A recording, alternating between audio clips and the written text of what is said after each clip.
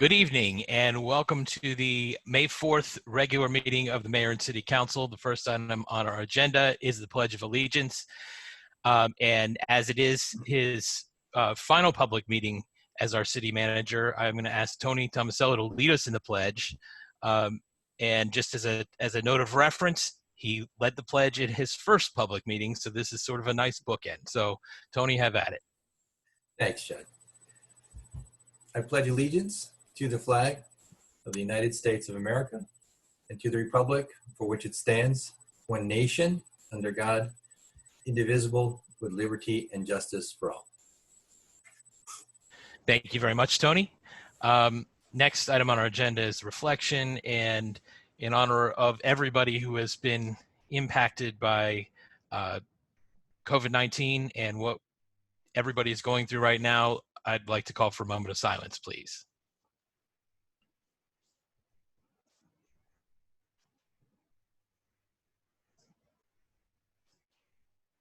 Thank you very much. Next item on our agenda is appointments, and tonight, because of Tony's retirement this week, a vacancy will exist in the position of city manager for the city of Gaithersburg, and pursuant to Section 18 of the charter of the city, in the event of the resignation of a city manager, the council may by resolution designate an officer of the city as acting city manager to perform the duties of the city manager for such period as may be necessary. And it is the pleasure of, we have a resolution tonight to appoint Dennis Enslinger as our acting city manager. What is the pleasure of the council? Mike? I move the resolution appointing Dennis Enslinger as acting city manager. Okay. Ryan? I'll second that. Okay. We'll do the roll call for the votes. And tech team, maybe if you want to bring Dennis on the screen just for this moment so we can see his face. All those in favor say aye. All opposed say nay. I'm going to start with Councilmember Stesma. Aye. Councilmember Harris. Aye. Councilmember Wu. Aye. Councilmember Sales. Aye. And Councilmember Spiegel. Aye. Okay. Carries unanimously. Congratulations, Dennis. And we'll be coming to you later. Great facial for the moment. We appreciate it. Thank you very much. Okay. Next, I'd like to ask our tech team to bring in Deb Moran to give us a presentation on our internal pesticide policy.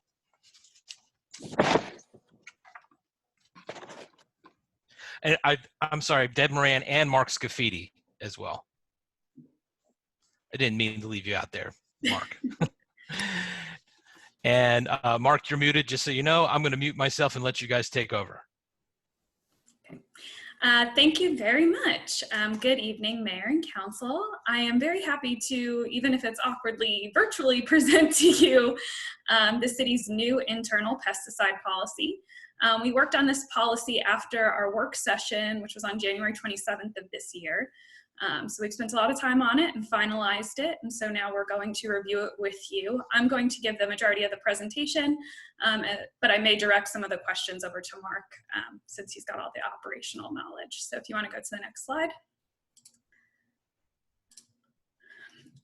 Okay, this policy defines two distinct areas. One is no spray zones and alternative spray zones. So no pesticides or approved alternatives as defined by Montgomery's County Code will be sprayed in the no spray zones. So that means it will only be mechanical measures. No spray zones are designated as playgrounds and park shelters and a 10-foot buffer that surrounds them. Alternative spray zones are schools, youth centers, and pools. We've noted schools especially because while the city does not maintain schools and they all have their own integrated pest management policies, we're defining schools as the boundary around them. So the boundary is defined as the sidewalk at the end of the school.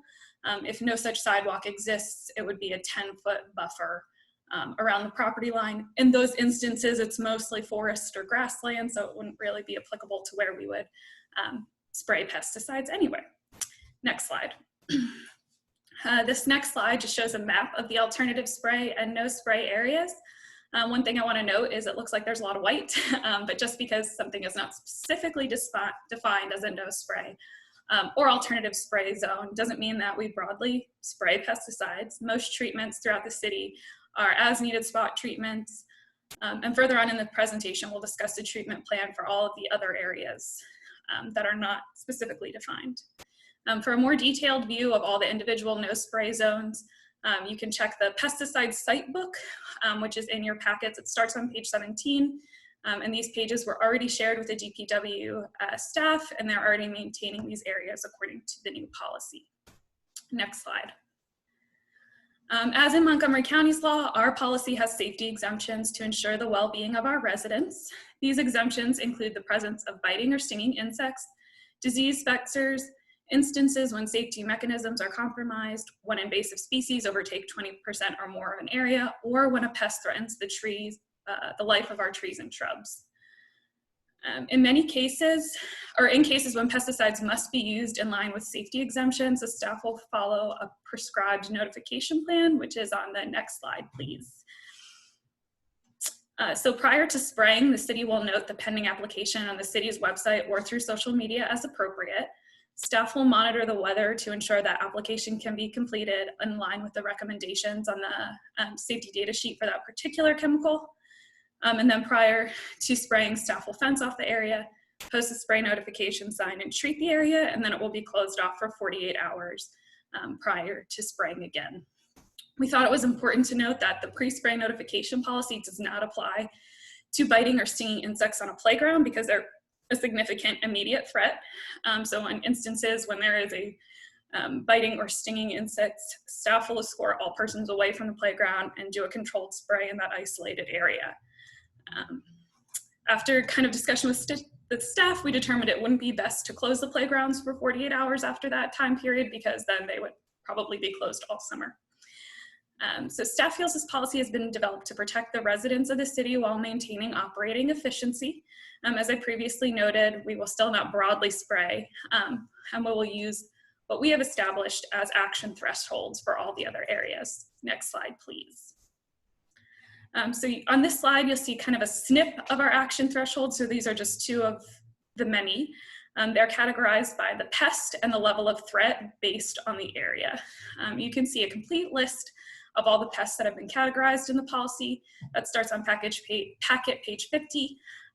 Our action thresholds align with the State of Maryland Department of Agriculture recommendations for school integrated pest management policies.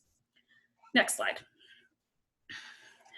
To maintain the aesthetics of the city, Public Works will be employing some new strategies for weed control, especially in the prescribed no spray and alternative spray zones. Some of these new techniques include flame weeding, more scheduled changes of the engineered wood fiber under playgrounds, additional aeration. We'll be reducing the size of our mulch beds and adding some additional mow strips. Next slide. The new internal policy also includes a section on reporting. Every January, the city will update the newly created pesticide website, which is not yet live, but we're working on it. That will be linked from the Environmental Services webpage. The webpage will include a copy of this policy, a map of the alternative spray and no spray zones, the number of instances in which spraying was required in a no spray zone, and then the total amount of pesticides that were sprayed in the city for the previous year. We will also share best practices or lessons learned from our pesticide-free pilot areas so that people can learn from them. And of course, we'll also link to some other resources for residents that we find are useful. Staff has also discussed adding this as a critical measure for the environmental services strategic direction if you guys see fit. So next slide, please. So with that, I'll conclude this portion of the presentation with a staff recommendation that the city opt into the Montgomery County pesticide law. Doris was very helpful, and we've tentatively scheduled that introduction for June 15th, unless of course there's some feedback from you guys that would have us not do that. So with that, I'll look over to Mark to see if there's anything he has to add, or I'm happy to take any questions. So really, I don't have too much to add, but I'm, available for any operations questions or how the operations department, plans on using either organic chemicals or pesticides. Thanks, guys. Mike, I'm going to get to you in a second. First, I want to thank you, because it really seems like you guys did a great job in tailoring the aspects of the county law to meet the needs of the city. When I was going over the package over the weekend, the question that struck me, and I sent an email to Dennis and he answered it, was about the areas that aren't marked as either a no spray or an alternative spray zone. And now I understand from the package and from your presentation that we're not going to be spraying unless there are flower beds or special circumstances.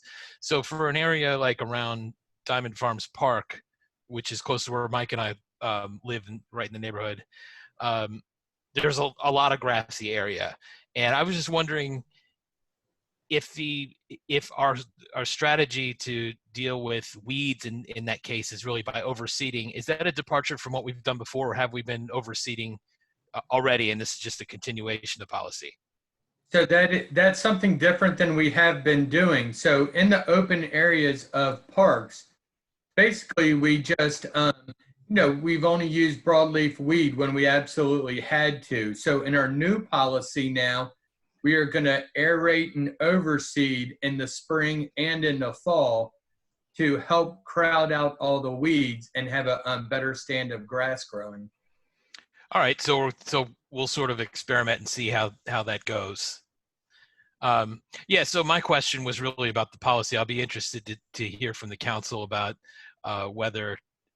about implementing the opting into the county law. Mike, you had your hand up. Go right ahead. Just a couple of questions. Thanks a lot, Deb and Mark, for that presentation. It's pretty clear how we're going to implement this. I just had a couple of questions about, so flame weeding is basically using a torch, right?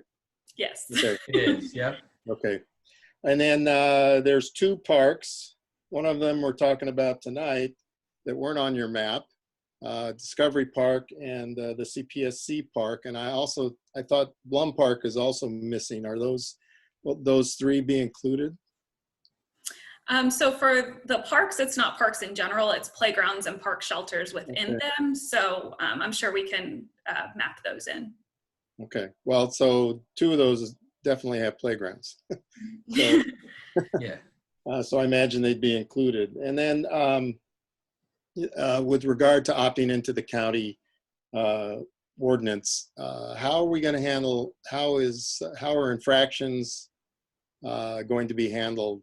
Is that I assume these would be municipal infractions, but who would be the citing agency? Would it be us or would it be the county? We're going to have the county patrolling our parks and city to find violators, or what?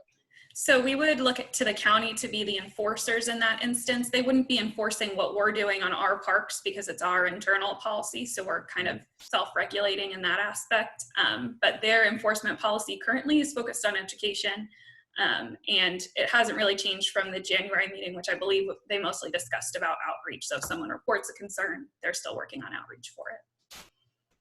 Okay. So Mike, you might not have been there for that meeting, but the county, if we opt in, the county would do the enforcement. Their enforcement is based on reporting, essentially neighbors reporting neighbors or somebody reporting people, and then they haven't had to issue any infractions. They intend to do it by education, but who knows how that goes. Go ahead, Mike. Well, so I was at that meeting and I do recall that, but I also asked the question then. I just thought it would be good for the public to hear that response again and find out, because I do have some concerns about turning over enforcement and for this to the county, given that it's within the city. So we don't do that with almost, other than health requirements, we don't do that with anything else, I don't believe. So anyway, that's it. Thank you.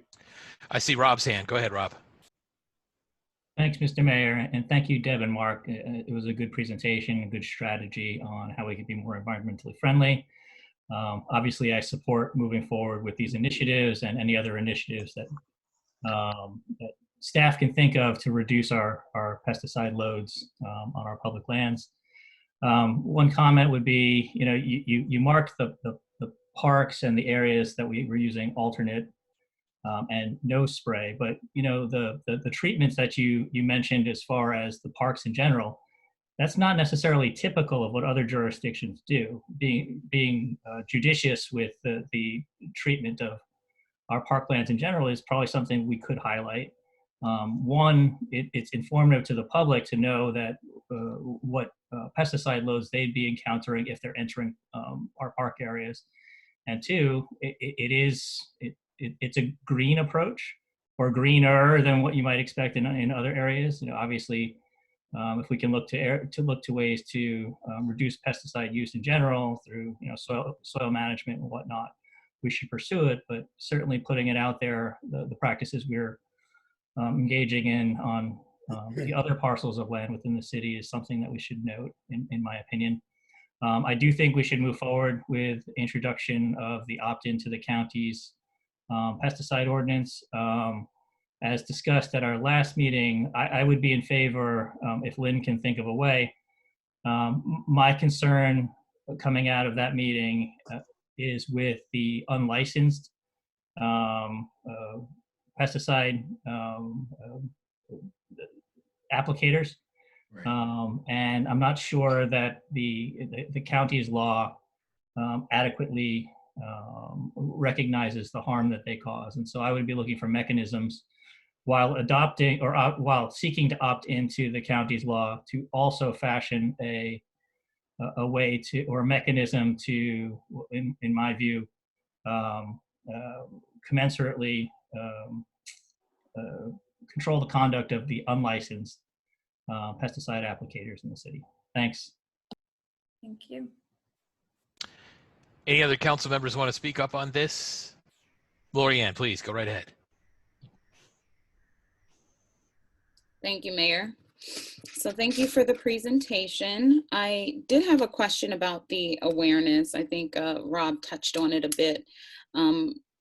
When there's sprays for maybe carpenter bees, for example, are you saying that you're not going to be notifying the public, or what were the instances where we won't be notifying the public of the sprays, and why aren't we imposing the 48-hour restrictions on the park areas, or even 12 to 24 hours after a sprays? I know within my HOA, that's how we notify our residents that the sprays are happening about 2 weeks in advance, and then tell them to, make sure that they are away from the area for a specified amount of time. So I just wanted to follow up on that. And then with this being adopted, if it is adopted by the city of Gaithersburg, when would it go into effect? And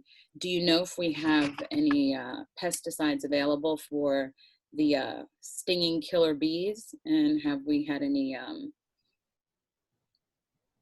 have we seen any within the city of Gaithersburg, or any reports for those bees? Thank you. I know that was a lot. No, that's okay. So as for the stinging killer bees, haven't seen any of it. Our main culprit for the bees at the playgrounds is usually yellow jackets or wasps.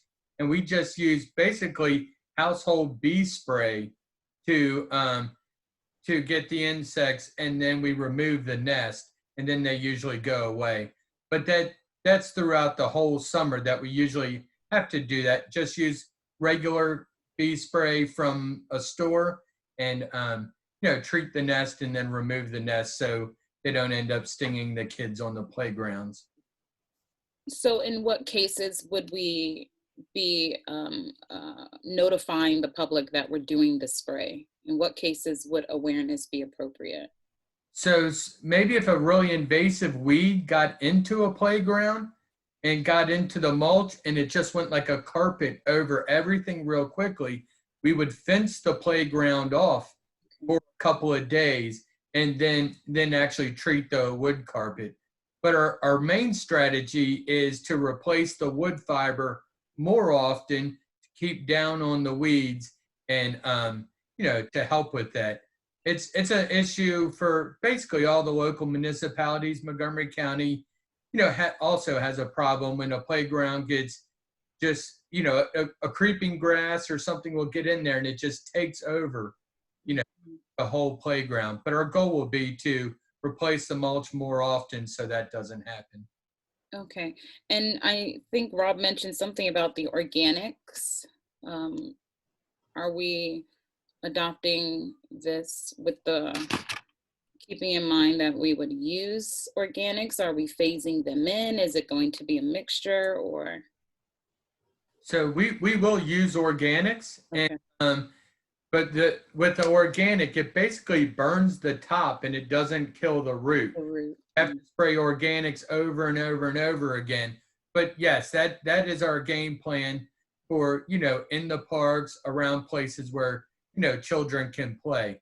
In the center of 355, where nobody's going and nobody's playing, just using the traditional chemicals that we are currently using.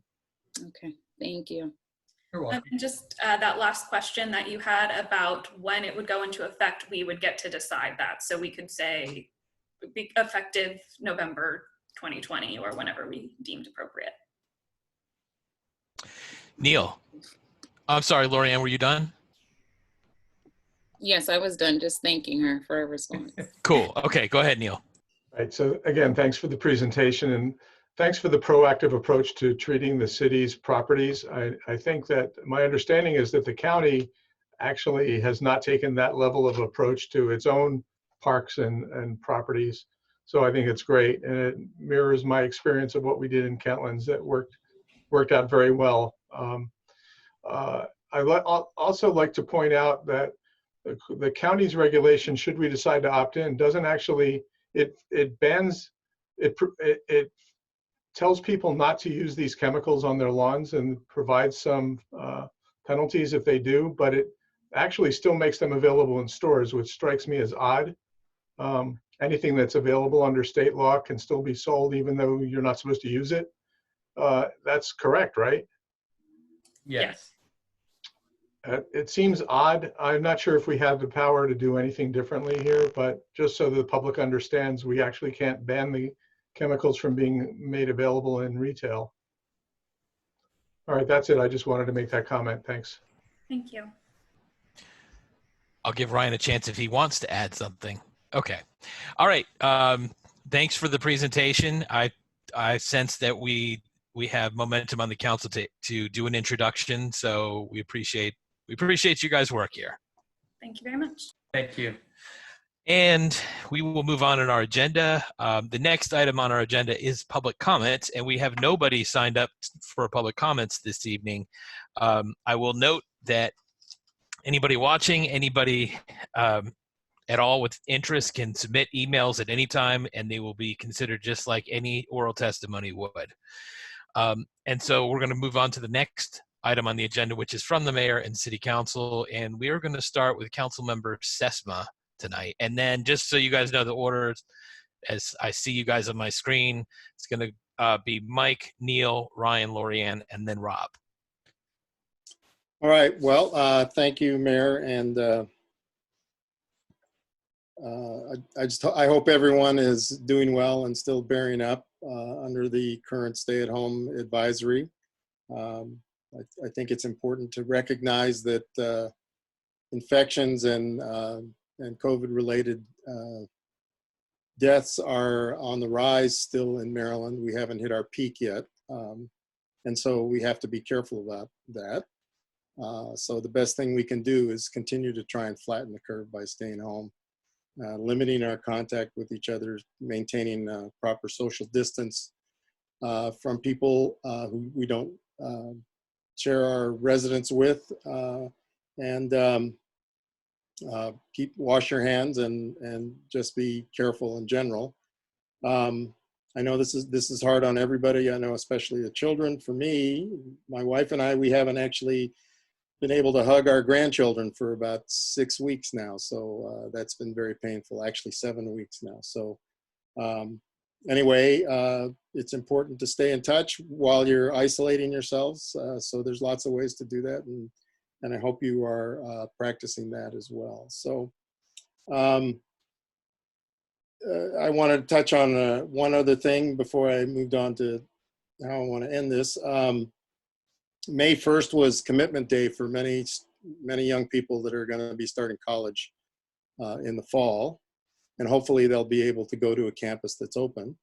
But anyway, I just wanted to congratulate all those individuals who were accepted to college, and hopefully the college that they were accepted to is their first choice. I would advise you to consider it this way: is the college that accepts you is the best one in the country and the best one for you. So good luck to all you young people who've made those commitments, and we'll look forward to hearing back from you in the future.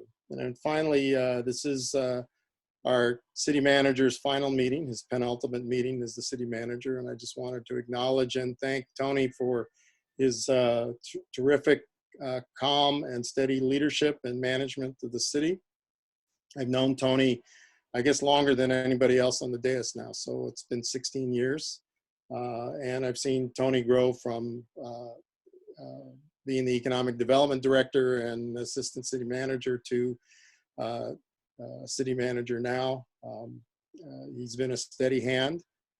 He's been a great identifier of talent that he's brought into the city. And I think one of the reasons that we can continue to call Gaithersburg the greatest city in the world is because of the style that Tony brought to the job, to the management, and to his entire leadership model. So I think that's hopefully that's been passed down to a great staff. So I want to thank you for that, Tony. But most of all, it's the friendship that we've had. I expect that to continue. At some point in my life, I'm going to retire too, so I'll be in touch to get some notes on how to make that happen in the right way. So good luck, and thank you very much. Thank you, Mike.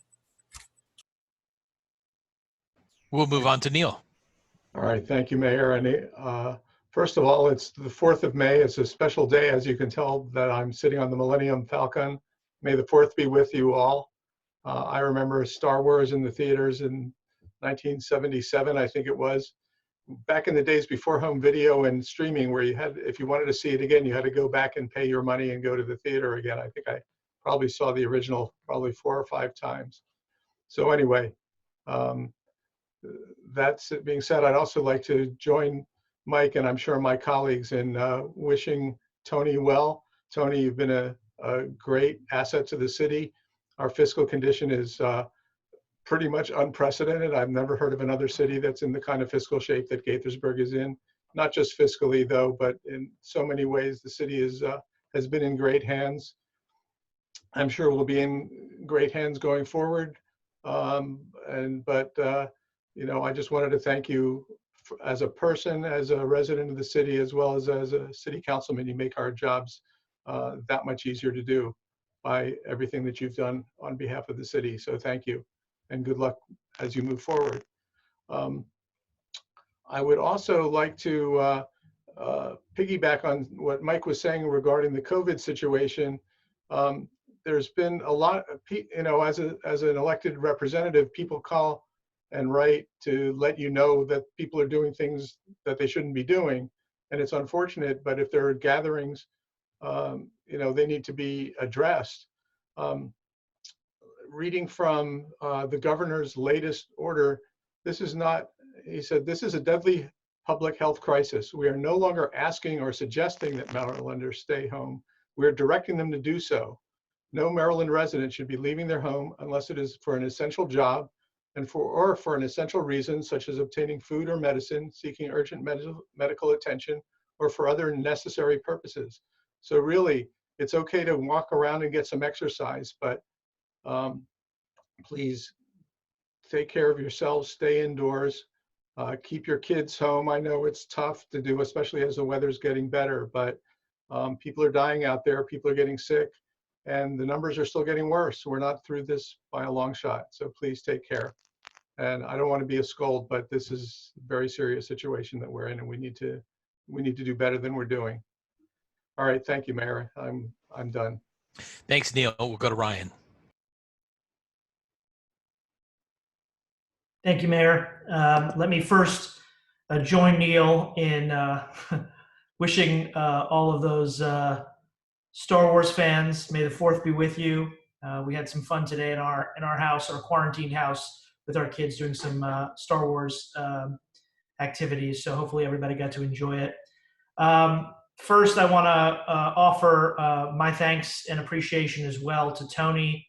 We'll have more to say to him through various virtual gatherings as we honor him. But I just want to say personally, what an honor and a pleasure it's been to work together with you, Tony, for more than 12 years now. And I consider you a trusted advisor. Everyone knows your record of strong fiscal management. But I personally have also been impressed with your quiet strength, your steady leadership, your careful listening, and your commitment to fairness and overall integrity. And over the years, we've been fortunate to observe the very slow evolution of your willingness to hug people, though I guess perhaps our going away present is you don't have to worry about hugging anybody this week. But you've demonstrated a great willingness to get out of your comfort zone in order to meet and exceed the expectations of the mayor and the city council over the years. And you have often said that being city manager is the capstone of your career, but it's also been a keystone for our own ability to grow and succeed in our ongoing reputation as a regional and even a national leader in so many ways. So from the very big projects we've accomplished together to the day-to-day operations that we've maintained and improved, you should know Gaithersburg is much better because of you and the service that you've given to it. So for all of your years of dedication, a heartfelt thank you. And for your well-deserved retirement, a hearty congratulations. But you will be missed, and I hope you will not be a stranger. I also want to call out the excellent work of the folks in our community services division who continue to operate our Bank on Gaithersburg program with new and creative virtual events. Just recently, the Extreme Finance year-long workshop program for middle and high school students had a virtual seminar. I understand there were something like more than 40 kids who participated and stayed online for a long time, multiple hours, engaging our presenters with questions. As you know, I'm one of the folks who spearheaded the Bank on Gaithersburg program over 10 years ago, and it's just great to see it continuing to flourish, even in difficult times, by using technology and engaging our youngsters to learn the importance of financial education and financial independence. So congratulations to everybody involved in that. I also want to congratulate our city's environmental awards winners who, unfortunately, we could not honor in person as we normally do at our traditional environmental award ceremony. But I thought city staff did a wonderful job highlighting our award winners all this past month in April over social media and website and other outlets to let folks know what members of our community and volunteers are doing to improve our environment and to care about nature and our planet. So congratulations to all the winners. Again, I want to thank all the frontline workers who are out there tackling this virus and serving those in need in many different ways. The city participated in the coordinated regional, or I guess national efforts to honor our healthcare heroes on Saturday, this past Saturday, and to commemorate our fallen heroes. I think it was this past Friday. The mayor ordered our flags at half staff. And we just want to let everybody know that as the business of the city goes on virtually through other operations and other things we've got to consider, our healthcare heroes, and all those folks who are working hard to serve us and put themselves at risk in this time of need continue to be front of mind. Just a quick update on my role as president of the statewide Maryland Municipal League. This week we had our first statewide member call with mayors and other municipal leaders from around the 157 cities and towns in Maryland to just provide an update on the kinds of services and support that the Maryland Municipal League is trying to provide in this difficult time. And I want to congratulate and thank the MML central staff who've really pivoted to do new and different things over the course of the last few months than they're used to doing, to really provide as much support and information and guidance as they can to the 157 cities and towns, many of which are much smaller than Gaithersburg and don't have the resources and internal staff and support that we already have. So those folks really, really need the services and the guidance that the league is putting out. And I want to thank the city itself and the city leaders and senior staff who've been so active in the municipal league, from folks like our city attorney Lynn Board and deputy city attorney Frank Johnson, who've been putting together some of the guidance that we're able to share across the state with our colleagues. And Dennis Enslinger and Councilmember Sales, who serves on the board of directors with me, Councilmember Sesma, who's very active in the National League of Cities and is a former MML board member as well. Everybody who's really pitched in to join in the effort to have the league serve as that central coordinating role for all the municipalities in the state. Thank you. And one of the biggest pieces of what we're doing, of course, is we had to pivot to reimagine our traditional summer conference that's usually in Ocean City in June. And we're going to have MML's first ever virtual summer conference, and details are coming soon about that as we finish putting it together. But we're really working hard to plan an exciting and transformational experience for our members. And we're committed to hosting something truly special in these challenging times with various educational and network opportunities, including the ones that our mayors and council members and municipal officials around the state are used to, but also adding new things that they haven't encountered before. And this virtual conference format will honor our responsibility to keep our members safe, respect the directives and the guidance from our state officials, and try to be sensitive to the financial strains that the crisis is placing on all the cities and towns in Maryland. It was not an easy decision, particularly for me, since this is my year as president of MML, and it would have really been nice to all gather in person. But it was the right decision for the league and for our members and for the communities that they serve. I've talked before about the fact that I chose the theme Reimagine Tomorrow for my year as president of the Municipal League. And when we chose it, of course, we could not have envisioned having to embark on this particular path, but I think it turns out to be the perfect theme to meet the moment, because all of us are rising to the challenge to reimagine the ways that we govern, serve, connect, teach, learn, and care for each other. And Maryland cities and towns, and particularly Gaithersburg, are on the front lines of these innovations. And now more than ever, I think it's vital that we as municipal leaders convene, even if it's virtually, to support each other and learn from each other. And so I'm looking forward to this virtual conference. I'm excited about it. It's be something new and special and different. But I want to thank my Gaithersburg colleagues for being supportive of the effort. And I look forward to having many of you join in the virtual conference later in June. And then finally, I just want to wish everybody who is observing Ramadan, a Ramadan Kareem. I know it's particularly difficult to celebrate and observe holidays and faith events in this time. But I think faith and family are really more important than they might otherwise be. So I just want to wish all of our friends in the Muslim community who are observing Ramadan, Ramadan Kareem and a Ramadan Mubarak. And that's it for me, Mayor. Thank you. Thank you, Ryan. I also want to congratulate and thank you on your leadership of MML. You've taken a more proactive stance than a lot of prior presidents have taken, and I think it's been a good thing. I think it's really served us well during this moment. So thank you.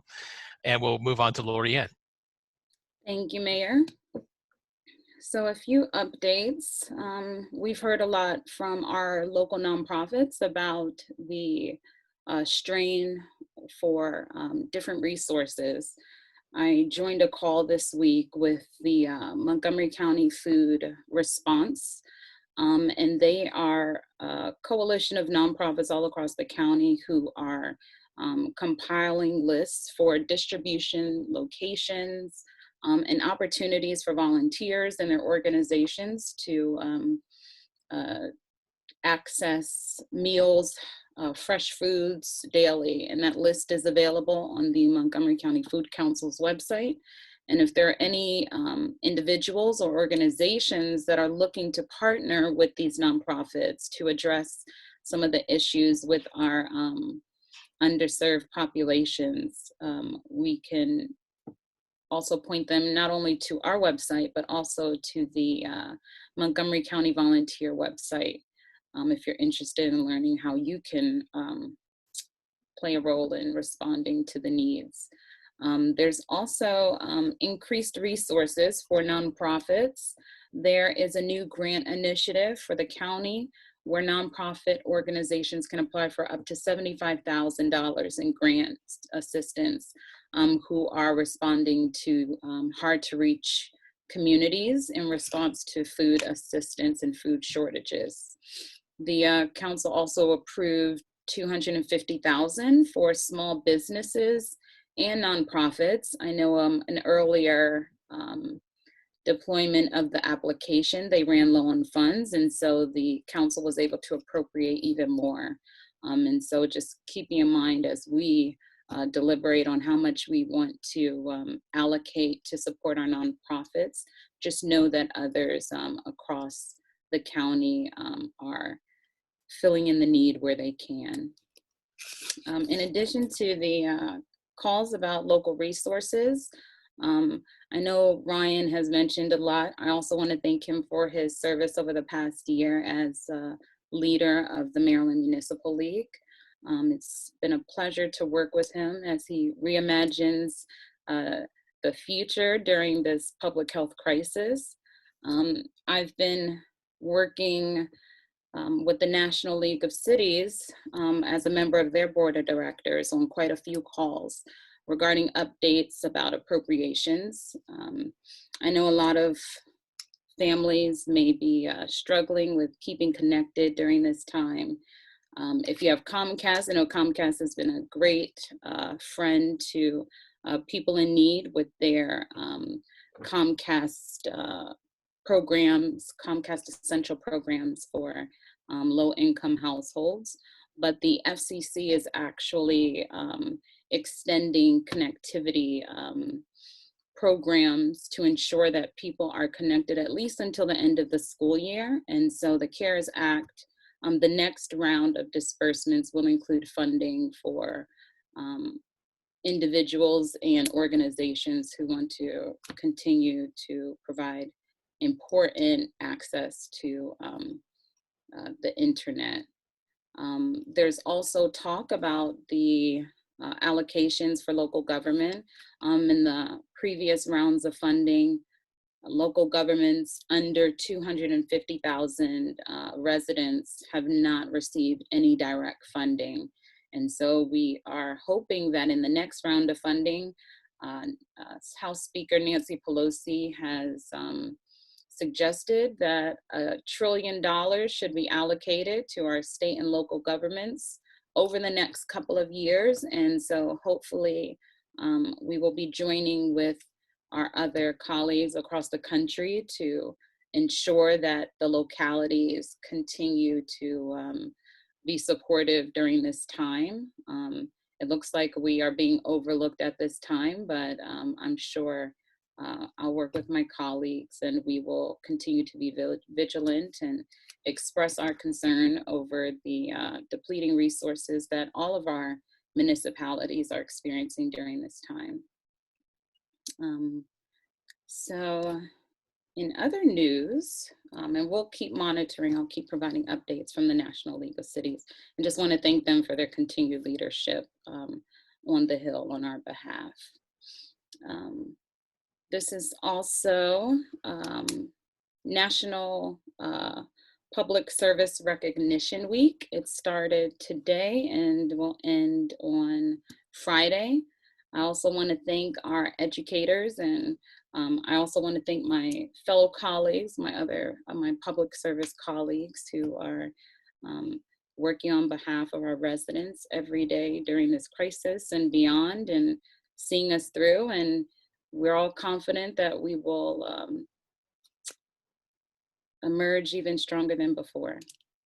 And so to close out my remarks, I definitely want to thank our colleague, our public servant, Tony Tomasello, for his years of dedicated service to our city, our residents, and to for always being open to my recommendations and making yourself available when duty calls, regardless of how big or small the matter is.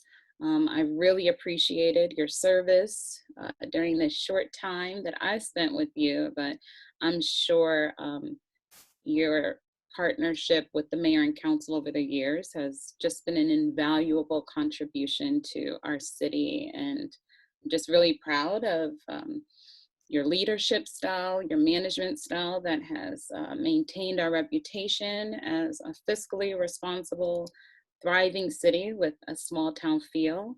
And I just wish you all the best in your new chapter of retirement and more time spent with your loved ones. I'm sure you're getting quite a big dose of that right now, but congratulations on reaching this milestone, and I wish you all the best, and don't be a stranger. Thank you. Thank you. Thank you, Lorianne. We'll move on to Rob. Thanks, Mr. Mayor.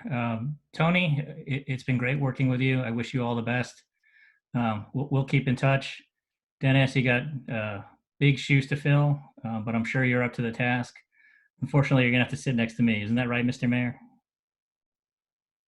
That is correct. Okay. That will hinder him a little. That is true. Yes. Ditto on everything else. And just one point to add, I'm sure it's been said before, Ryan kind of touched on it. And if you haven't noticed, the online presence and public affairs of the city of Gaithersburg has really stepped up its game recently in publicizing and making it fun. The information that is very serious related to COVID-19 and stay-at-home order. So I just wanted to give a shout out to them. It's been noticed. Not that we hadn't noticed all the prior social media, but just in particular, I've enjoyed it. Thanks. Thank you, Rob. I want to thank all the council members for their remarks tonight. I associate myself with every single thing that's been said. And before I get to my little encomium for Tony, I want to get a couple announcements out of the way. First off, we have no work session next week. The next regular session of the Mayor and Council will be on Monday, May 18th. And instructions on how to view and participate in our virtual meetings can be found at gaithersburgmd.gov/virtual. And I want to thank and congratulate Dennis Enslinger for taking on the job as acting city manager. This is a time that perhaps is more challenging, besides the fact that you're walking into a position to stay at the helm for an unspecified period of time in any organization this large. We happen to be right in the middle of budget season, or we're right in the heat of budget season, not the middle, but we're actually coming to a close of that. And of course, we're in this age of coronavirus. So thanks for stepping up, Dennis, and we wish you luck and we appreciate it. As for Tony, let me just say it this way. The council and I get a lot of requests, emails, in-person meetings, social media comments, etc., for the city to do various things like provide a service or waive a fee or grant a special permit or consider a vendor or hire somebody or on very rare occasions fire somebody. I'm just kidding. But that sort of stuff. And what we invariably have to explain is that in our form of government, the mayor and council are not in charge of operations. We're more akin to a board of directors. It's the city manager position that's more akin to the CEO. It's the city manager is the most important and responsible position in our organization. The buck really stops there.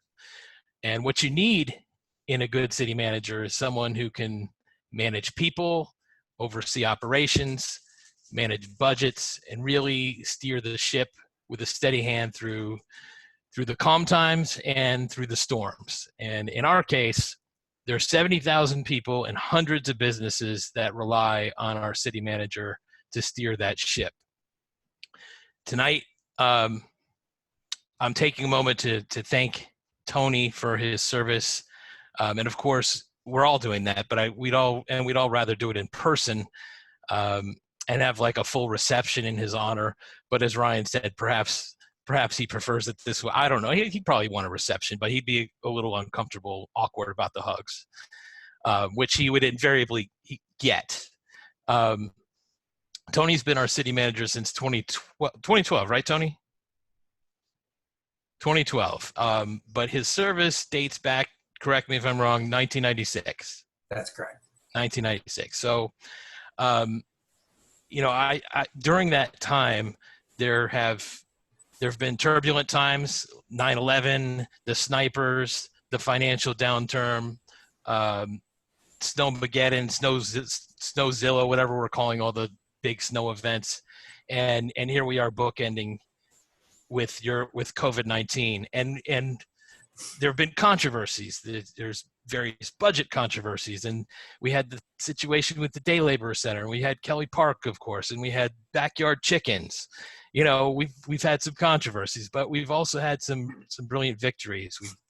We've brought in some beautiful new neighborhoods in the city and parks. We got a great interchange coming in soon, and of course, tons and tons of victories in economic development. So look, all that's to say that Tony, during his years as city manager, and before that as deputy city manager and as part of our senior leadership team, has been that very steady hand that has steered our city to achieve a lot of healthy growth and progress. And even as we've grown substantially, we've remained a lean, effective, debt-free, low-tax, exemplary jurisdiction, not only because these are the values that the council and I prioritize, but because of the professionalism of our city manager to take those priorities and aspirations and bring them to life. So thank you, Tony. And I will turn it over to Tony from the city manager. Well, thank you all for the kind words. Certainly, I've been trying to think all day of something profound to leave you with, unsuccessfully. I think I've been. Your legacy has been profound. Thank you. How's that? I think I counted 1,150 some Monday night meetings, assuming we took a few Mondays off each year. And I talk to my peers a lot. And everyone knows that city manager of Gaithersburg is the best job in the region. Our processes and the way that our council has worked together over the years, people know. They know it's not just me, but they do know that it's a great gig. And I get lots of questions about, why are you leaving? Why are you, why would you give that up? And there's lots of reasons, and I've been frank with all of you. But, it just seems like our culture, some of the feedback I get is people think that meetings like this are just an endless stream of people who come to the mic who say that they know what's best for other people when it's really what's worst for other people. But really that happens very rarely. Most of the time, people's hearts are in the right place. Most of the time, people are really easy to work with. I think I counted 19 elected officials, which in 24 years really is not, I don't think that's a huge number. I remember, all of them, obviously, some have passed away, but it's always been, a great place to be on Monday nights, to watch the democratic process come down and participate in it and have the opportunity to help people and support them in whatever their endeavors might be. So, it's really me thanking everybody for the opportunity. The city's in really good hands. Dennis certainly knows what he's doing. I congratulate him on being appointed as acting, but the entire management team, division leaders, department heads, is a strong team. Very cohesive, they get along well.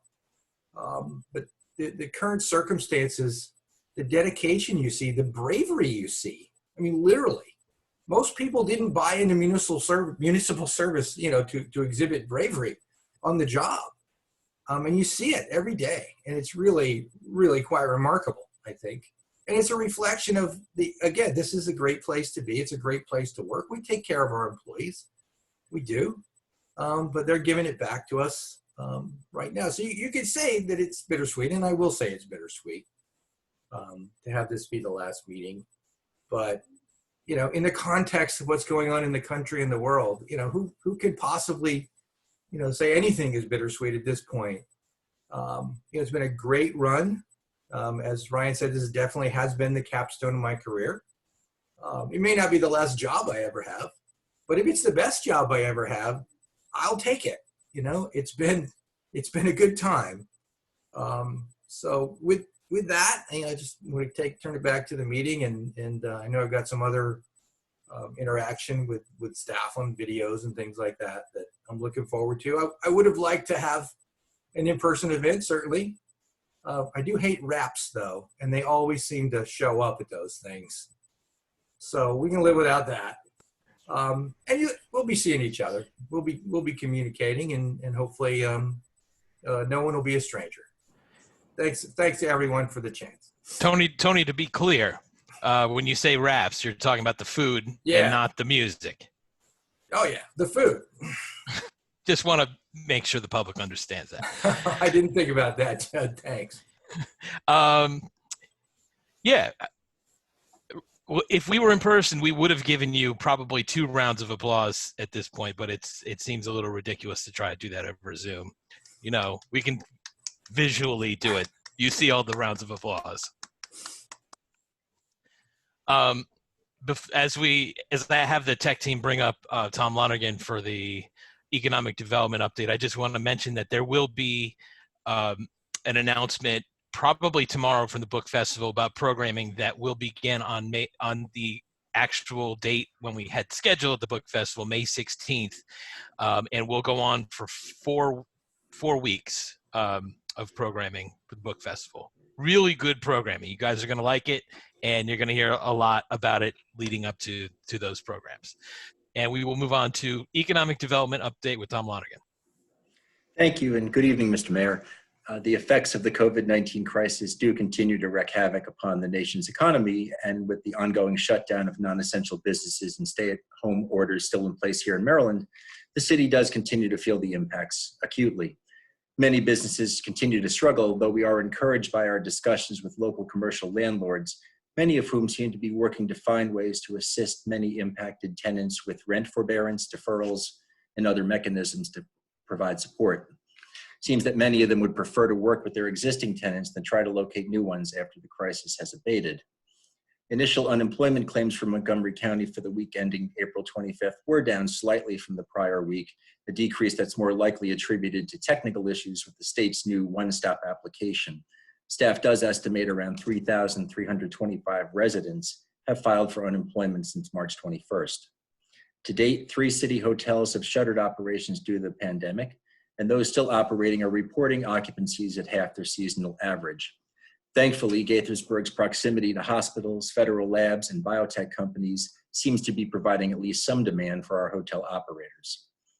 As a reminder, while most state business support programs have run out of funding and are no longer accepting applications, the Paycheck Protection Program Economic Injury Disaster Loan Program, and a few others, including the SBA bridge loans, are still available.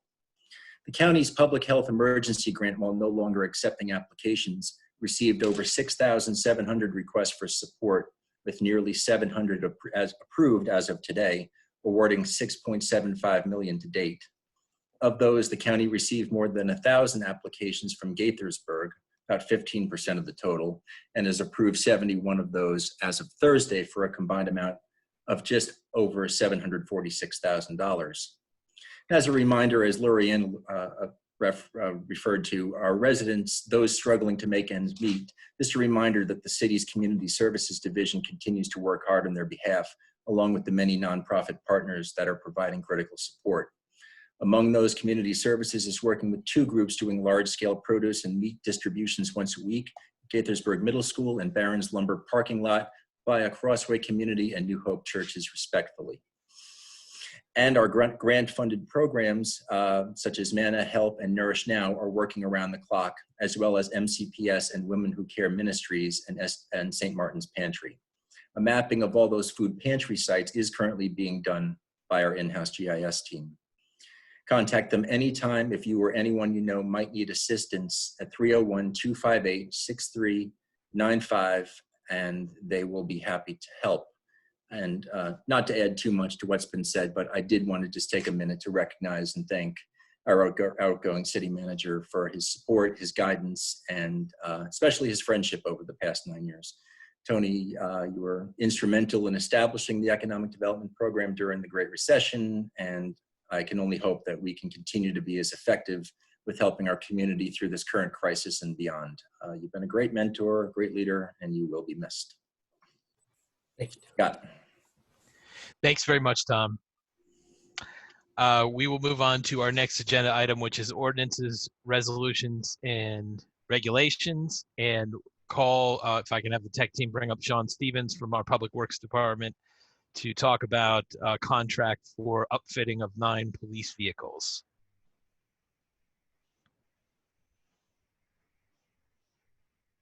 And I see we have Mark as well. But Sean, I believe you're leading us in this, so I'll turn it over to you. Good evening, Mayor and City Council. The resolution before you tonight is to authorize the city manager to enter into a contract for the upfitting of 9 police vehicles. The new units to be upfitted consist of 5 2020 Ford Police Interceptor utility vehicles, which will be upfitted as marked vehicles, and 4 2020 hybrid police interceptor vehicles, in which 2 will be marked and 2 will be unmarked. The Department of Public Works would like to utilize the Howard County upfitting contract, which was awarded on September 5th, 2018. Staff obtained check prices from our previous police vehicle upfitter, which confirmed a savings of $8,700 by utilizing the Howard County contract for the upfitting of these vehicles. Staff recommends utilizing the Howard County contract to have these 9 vehicles upfitted by Frontline Mobile Tech LLC in the amount of $129,066. Do you have any questions for me? Questions, comments? If not, would someone like to move the resolution? Okay, I see Mike's hand first and then Lorianne. Mike, go ahead. I'll move the resolution. This is something we need to do, so. get it done. Lorianne? Second. Okay, we'll do a roll call vote. All those in favor, please say aye. Any opposed, say nay. We'll go to Mike first. Aye. Neil? Aye. Ryan? Aye. Lorianne? Aye. Rob? Aye. Carries unanimously. Thank you very much. Sean and Mark, we appreciate your work. And next item on our agenda is policy discussion. And this is on a schematic development plan for the Consumer Product Safety Commission Park. I'd like to ask the tech team to bring up Chris Berger from our planning department.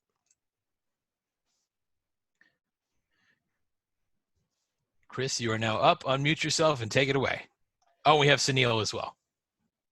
Good evening. This is a policy discussion for schematic development plan application STP 8275-2019 for a future city park at the former CPSC site at 10901 Darnestown Road in the mixed-use development zone. Can the tech team please show page 66 of the packet, which is the full site plan that shows the 2 access points.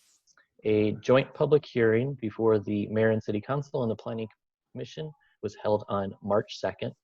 This application seeks approval for the development of a 9.54 acre city park.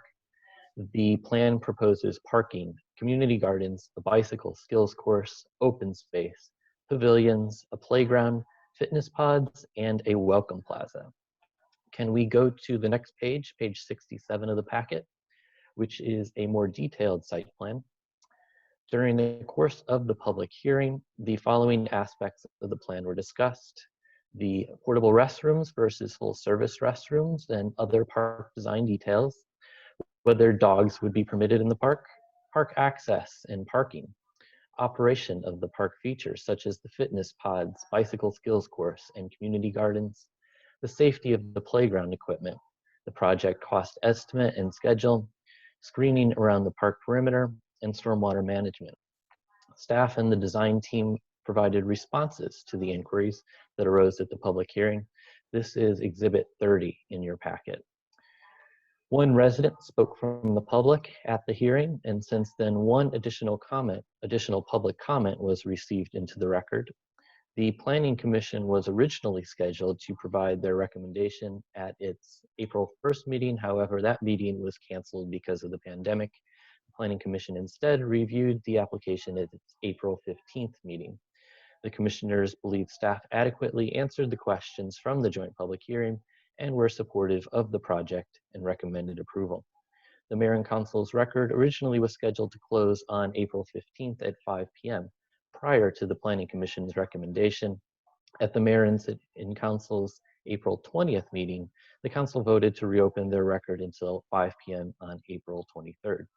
Other than the Planning Commission's recommendation, no other correspondence was received while the Council's record was reopened. There are currently 31 exhibits in the record file. Staff supports SDP 8275-2019. The application will help the city achieve its goal of providing parks proximate to residential communities. The plan also preserves natural features, conforms with the approved sketch plan, meets the standards and requirements of the MXD zone, and is in accord with the applicable master plans. Finally, the schematic development plan is in the best public interest as it helps to improve quality of life, health, and community interaction. The following people are available to answer questions in addition to Sunil Prithviraj, the project manager. We have Deputy City Manager Dennis Inslinger, Director of Parks, Recreation, and Culture, Carolyn Muller, Alice Storm Jones of Flora Teeter Landscape Architects, and Brendan Bishop of Triad Engineering. Do you have any questions? Thank you, Chris. Thanks to everybody who had a role in getting us to this point. It's been some time in coming, and I think the council's, I'd anticipate, pretty excited about moving this forward. Does anybody have any questions? Ryan. Thank you, Mayor. These are mostly more comments than questions. I agree. I think we're all very eager to see this moving forward, and hopefully this will pass tonight. I am supportive. As I've expressed in our prior meetings and sessions, I still have a small, healthy bit of skepticism about the community garden usage and the exercise pod usage, but certainly willing to go along with the creativity at the at this SDP phase at this point. I think it was important and interesting to note that comments from staff, I believe from Tony himself at our recent budget session, that there are certain projects that we have invested in that are either already under construction or just about to be under construction. And even though we are trying our best to be fiscally responsible and sensitive to the situation that is unfolding in our broader national and global economy, and making sure that our budget going forward for the next fiscal year will be sustainable. At the same time, we don't want to lose out on what is essentially free money from the state in the form of bond bills and program open space grants. And that in staff's view, this is a project that has been long in the making, relies on some of that funding, is fully funded in our capital budget and really ought to move forward as the city has and the residents have been waiting for many years to see this property that we acquired some 6 or so years ago be able to put to use for the benefit of the public. So I am hoping and encouraging that once this passes tonight, hopefully it will pass, that our staff, working with our architect and engineer and with the planning commission to get to whatever final site plan details need to be decided upon, will move as expeditiously as possible while still maintaining public safety in light of the pandemic and the orders of the governor, and while still being fiscally prudent, will at the same time move as quickly as possible to get started on this project so that we can see it come to fruition as quickly as possible in the next year, year and a half, whatever the timeline is. I did also want to just mention a few items that probably aren't necessarily items that need to be decided at the SDP phase at this point, but that have come up in the past. And particularly as somebody who lives near the site, I have a number of neighbors over the years who've raised these concerns, and I just want to again remind staff and the architect and engineer of these issues that members of the community are concerned about. Lighting, in particular security lighting around the entrances and exits to the park, making sure that it's sufficiently well lit, while at the same time making sure that the park itself doesn't become any source of light pollution. Security in terms of making sure that there continues to be a reasonable amount of observers, whether it's park observers or put into the regular rotation of public safety patrol. Noise issues, particularly after hours. Again, these are all things that we don't know if they're actually going to be issues or not, but we want to consider them as we put the finishing details on the plan. I know that staff has already addressed its plan for fencing. There's been some questions that I've heard about signage, not just the sort of the main monument signage at the road that connects with Darnestown Road, but also what kind of signage will exist around the fence line of the property and what kind of signage will exist at the pedestrian access entrance of Marsh Lane, and ensuring that there is sufficient enforcement against improper parking near the pedestrian entrance, and those kinds of things, again, I don't think really come into play necessarily in our SDP consideration specifically, but I think since we're talking about this and we've got staff's attention, we ought to flag them. And then I would be remiss if I did not also mention a particular 7-year-old who is interested in the proposed orchard area right next to the community garden and would love to see an apple tree in that orchard. I don't know if that's allowed or appropriate, but she made me swear that I would relay that. And then on the issue of the restrooms, I think we determined at the public hearing that is something that we could, if we decided we wanted to not invest in the full permanent restroom structure at this point. It's always something that we could upgrade to later if we were concerned about cost, but more importantly, if we were concerned about maintenance and usage and how we would operate a public restroom in a safe manner and a fair manner in a public park. I personally am willing to defer the investment in a permanent restroom, as much as I think it looks nicer and would be higher quality in the long term. If it's something that we can decide on later, I suppose we could do that later, particularly since we are trying to find at least a few ways to save a little money in the short term. Thank you. Rob. Thanks, Mr. Mayor. I just wanted to commend staff on this as I have before. Great work. The findings are, I support the findings of staff. Just want to say I can't wait to use the exercise pod as well as the community garden. Thank you. If anybody has questions, speak up. Mike, go right ahead. Mike, you're muted. Oh, yeah. So I have some skepticism about the exercise pod as well. I don't believe Rob is ever going to go near it. So regardless of that, I'm more worried about the community garden. I think it's you know, I think there's a real opportunity there. My biggest concern is that that any trees around it might eventually shade the community garden so that it's not a very good garden anymore for vegetables. So in fact, that's one of the reasons why the community garden in the Kentlands has basically ended and disbanded, is because it became a very shaded court rather than the sunny spot that it was originally. So most important thing for a garden is to have bright sunshine for almost all day. And as long as that's pretty clear in the design, I'm unconcerned about it. I think Ryan brought up some great points.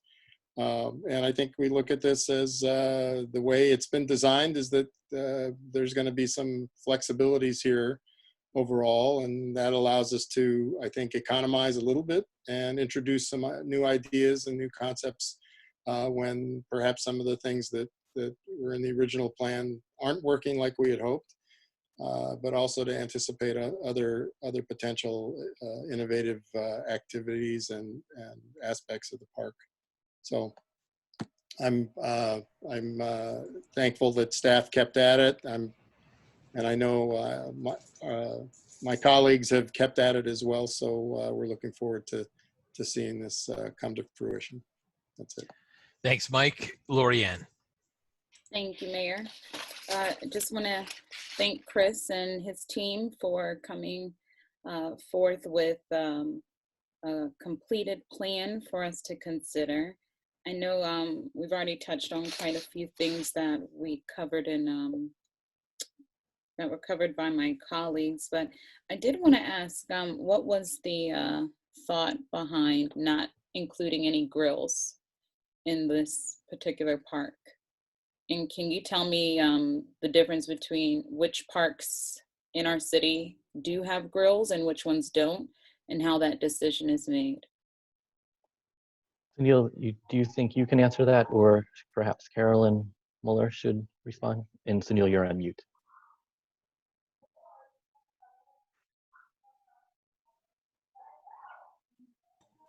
Carolyn can answer that. It's parks and requirements not to put the grill. So, Tech team, will you bring up Carolyn?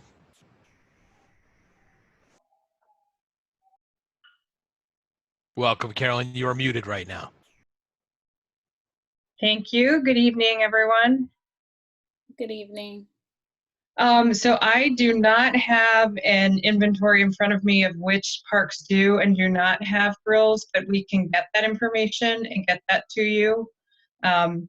I believe part of the thought process behind not having grills at this park, and Sunil can correct me if I'm wrong, I think from the beginning, we looked at this as more of a park where people would kind of come and go and not stay for long periods of time. The park is, you know, only open during daylight hours from dawn until dusk.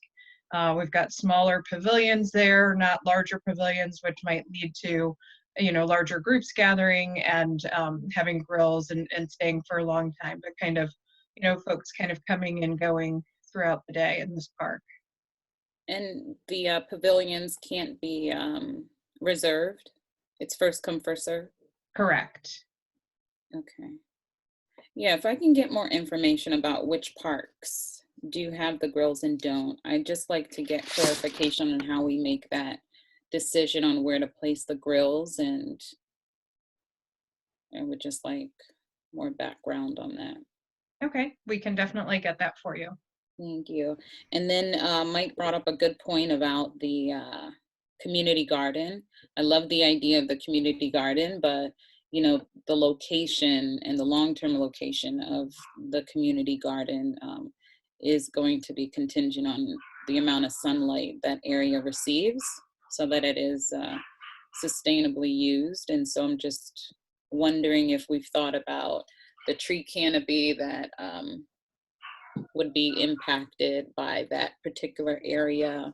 I know it's close to the parking lot. I'm just wondering, have we exhausted all of the options of where to place it to ensure it has the maximum amount of sunlight exposure available? Thank you. Yeah, I think based on where it is located, you know, the path that goes kind of on the above the area, and the tree line is beyond the path. So I think the goal, and the parking lot is on the other side of it. So I think the goal is that that is going to be in an area that will get a lot of sunlight. And hopefully the trees will not grow over to shade that area. Sunil.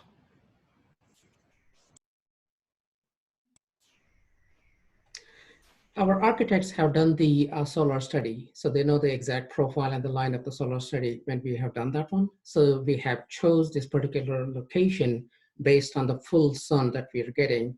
So it is already considered in our design. So it is the optimal sun that we are getting in the garden. So we have done the complete solar study, how the sun will rise and set. So it's already considered. Okay. Lorianne, did you have more questions? I had one last question. Could a grill be something that could be placed in the park at a later date, or did we want to maybe have a pilot for a grill, and is it easily, I guess, movable if one was installed and there was an issue, or? We could place the grill at any time if it is required, or if it is necessary. It can be done anytime. Okay, thank you. Neil, I think you're the only one we haven't heard from. If you have nothing to add here or any questions. No, I'm good. I think this is a great plan for a great new park. Okay, Ryan, this is your backyard. You want to move the resolution? Sure. I'll move the resolution approving the STP. Rob? Second. Okay, we're going to do the roll call. All those in favor say aye. Any opposed say nay. We'll start with Councilmember Sesma. Aye. Councilmember Harris. Aye. Councilmember Spiegel. Aye. Councilmember Sales. Aye. And Councilmember Wu. Aye. Carries unanimously. Thank you all very much. Move on to our next item on the agenda, which is our sign ordinance. And we are, if the tech team could bring up Kirk Eby, that would be great.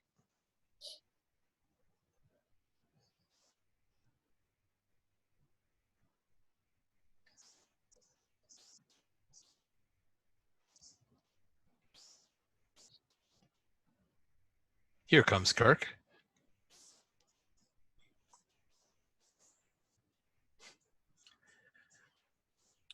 Okay, hopefully you can all hear me now. Good evening, Mayor and council members. This is the policy discussion for text amendment CTAM-8364-2019, which proposes to repeal and reenact the sign ordinance in its entirety. The joint public hearing was held on February 3rd, 2020. The Mayor and City Council record closed April 3rd, 2020 at 5 p.m., and there are currently 25 exhibits in the record. Staff is proposing extensive changes to the sign ordinance that respond to recent court cases, protect and reflect existing rights, proactively set standards for newer technology and popular design trends, narrow the definition of sign, reduce the number of sign waivers reviewed by the Planning Commission, and make the ordinance more user-friendly by utilizing tables and illustrations. The comprehensive nature of this update requires that the entire ordinance be repealed and replaced. During the February 3rd joint public hearing, 2 speakers from the public voiced concern about the proposed prohibition of temporary real estate directional signs in the public right-of-way on the weekends. The Mayor and Council discussed the merits and challenges of having temporary signs in the public right-of-way and recommended that staff develop a way to continue to allow these types of temporary signs on the weekends. In response to the joint public hearing discussion, staff looked at multiple strategies to address temporary signs in the right-of-way on weekends. After evaluating each strategy, staff put forward 2 revised draft ordinances which attempt to balance regulation, complexity, and enforcement. Both options limit the time window for installing these signs, restrict where the signs may be placed, establish safety standards that must be met, and allow the city to remove signs that are in violation of the ordinance. In the option A draft, all temporary signs in the right-of-way have the same dimensional restrictions of 3 square feet in area, 3 feet in height, and 3 feet in width. In the option B draft, temporary signs that are not within a major highway's right-of-way has smaller dimensional restrictions of 1.5 square feet in area, 2 feet in height, and 2 feet in width. Examples of major highways are Interstate 270, Frederick Avenue, and Money Branch Road. Sorry, scroll a little too far there. The Planning Commission reviewed both draft ordinance options and felt that option A was the better choice for allowing temporary signs in the right-of-way, as it was simpler and easier for property owners to implement and for staff to enforce. The Commission also discussed the minor clarification changes and endorsed including all of those in the final ordinance. At the conclusion of their March 18th, 2020 meeting, the Planning Commission recommended approval of CTAM-8364-2019. And I just realized I skipped a little bit here, so let me go back and clarify that in addition to the temporary sign section, staff also included several minor clarification changes to several sections, including the definition section, comprehensive sign packages, geographic area signs, prohibited signs, and sign abandonments. And those minor changes do not require public hearing because they are strictly for clarification. So again, the Planning Commission did recommend approval, recommending option A, and also recommending approval of all of the minor changes. Staff has provided 2 separate draft ordinances for the Council's consideration. The option A draft, which is Exhibit 21, and it's page 274 of the packet, does reflect the language recommended for adoption by the Planning Commission during their March 18th, 2020 meeting. And the option B draft, and again, that's the one with the smaller signs in non-major highways, that is Exhibit 22, also page 336 of the packet. And that is identical to option A, except for the smaller signs in the major highway and that are not in a major highway right of way. Either draft ordinance is ready for final action should the council so choose, and staff is available to answer any questions. Kirk, thank you very much. Thanks for all your work getting us to this point. This is a big deal, big change, or big update, I should say. And the staff recommendation, for what it's worth, does look good to me. I'll be interested to see how the council members accept it. I saw Neil's hand first. We'll go to Neil. Sure, thank you. One quick question for Kirk. We didn't get a lot of feedback from the public on the ordinance. I know the feedback at the Economic Development Committee meeting was almost completely positive. We did get a letter from one of the developers in town, from Pete Henry, that had a number of issues, areas where he would like it to be improved. Were those taken into account in the discussion with the Planning Commission? They were taken into account in some of the minor clarifications that were made to the ordinance, dealing with some of the HOA signs and things, and the geographic area signs, things like that. Generally, the comments that you're referring to were from BP Realty, and their primary theme was to really advocate for the Planning Commission having flexibility to approve signage, because of technological, market, and design changes being, completely constantly in flux and evolving. And staff feels that the proposed ordinance does provide that flexibility, particularly because we did eliminate standards that were based on content, so it's more generically handled in the ordinance. And also, of course, there are still the comprehensive sign packages and design guidelines that allow a lot more flexibility for site plans that take advantage of those tools. But have we given the Planning Commission the flexibility to make exceptions if there's some good cause for an exception? Yes. So in addition to the 2 methods I mentioned, the sign packages and the design guidelines, there are several sections that do allow the commission to approve something called a minor waiver, which is in the ordinance, it requires only 4 basic findings. And so that's for certain things like a sign that needs to be a little bit taller, perhaps because it's of visibility, or because of the grading, if it's lower than the main road or something like that. A good example of that would be the festival at Muddy Branch, which kind of sits down from Muddy Branch Road. That might be a good example of where such a minor waiver would be appropriate. So there are several of those possibilities in the ordinance. All right, that's what I wanted to hear. Thank you. Ryan. Thank you, Mayor. I actually raised a couple of the concerns that had been sent to us by BP Realty during our public hearing. I asked about the issue of, logo signage on a white background. We talked a little bit about that, and Kirk talked at that time as well about some of the flexibility that's been built in to the system. So I appreciate that you all have considered that and that there is still some flexibility there, but I hope that everyone, including the Planning Commission and staff, will continue to think carefully about the ways that we can accommodate all those dynamic changes in marketing and design that will continue to happen on an ongoing basis. I appreciated the logic that was employed by the Planning Commission in their decision to go with option A with respect to temporary signage. I realize we're probably spending an inordinate amount of time on the temporary signage element of this, even though the sign package covers way more things than just temporary signs.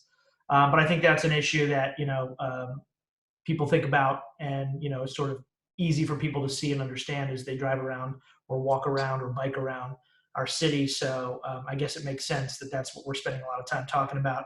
The Planning Commission's logic was that it would be difficult to regulate and enforce a system that required two different sizes of signs on two different kinds of roads, and how we determine which road is which and all that, which makes sense to me. But I just had a couple of questions about that. First, do we have the measurement of how big what I'll call a standard temporary sign is?